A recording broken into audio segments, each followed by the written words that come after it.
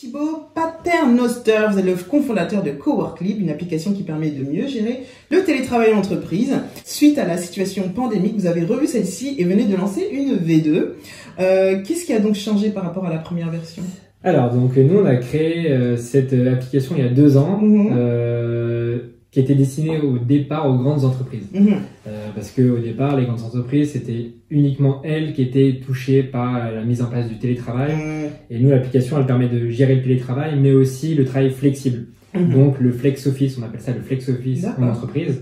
C'est-à-dire que on peut choisir son bureau même dans mes locaux. Exact. Je peux choisir le bureau que je veux quand j'arrive le matin.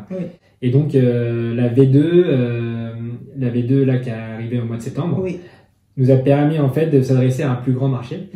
Et du coup la crise sanitaire qu'on est en train de vivre, qui impacte vraiment négativement les entreprises. Nous de notre côté, ça crée une opportunité parce que comme dans toute crise, il y a des opportunités.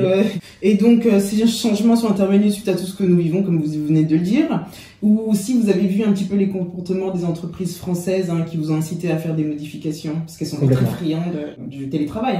Complètement. En fait, mars 2020, on a qui impacte tout le monde. Parce que même nous, pour les petites boîtes, forcément, tout s'est arrêté.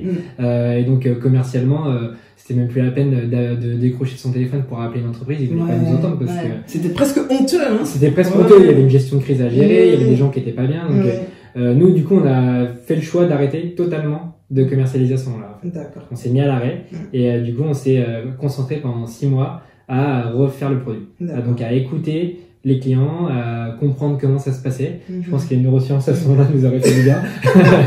Parce que du coup, on a vraiment questionné les gens, questionné comment ça se passait, ce qu'ils avaient besoin, comprendre les problématiques. Et il y a des problématiques qui évoluent. En fait, là, on voit chaque semaine, il y a une nouvelle problématique. Et du coup, nous, on s'est adapté à ça. On a lancé un nouveau produit, on a lancé des nouvelles fonctionnalités. Et là, aujourd'hui, on répond totalement aux besoins. Qu'est-ce que vous avez lancé comme nouvelles fonctionnalités? Aujourd'hui, en fait, les nouvelles fonctionnalités ont été déjà pour les grandes entreprises au départ, étaient ce qu'on appelle, c'est un mot qui est peut-être un peu péjoratif, mais qui aide énormément les entreprises, c'est les restrictions. En gros, aujourd'hui, ça permet d'organiser les équipes. Parce que vu qu'on limite, les entreprises limitent en fait les accès au bureau, pour pas qu'il y ait trop de monde et pour justement éviter de propager le virus. Tout à fait.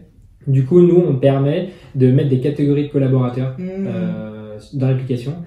Et donc, la catégorie A, par exemple, pour aller au bureau tel jour, la B tel jour, la C tel jour. Pratique. Et du coup, toujours en permettant à chaque groupe de se rencontrer au moins une fois par semaine pour garder en fait le lien social et la cohésion d'équipe. Et vous mettez des infos genre portez votre masque, mettez le gel, ce genre de choses, distance d'1 mètre. Alors, ça c'est pas notre rôle parce qu'après c'est vraiment le rôle quand même des services généraux en interne. Vous vous rappelez pas. Mais après nous sur chaque espace de travail sur l'application, on a toutes les infos de chaque espace. Donc on peut en fait l'entreprise après elle a la main sur l'application pour pouvoir lancer des des push internes, s'envoie des notifications. Vous faites vous faites personnalisé par l'entreprise du coup. Exactement.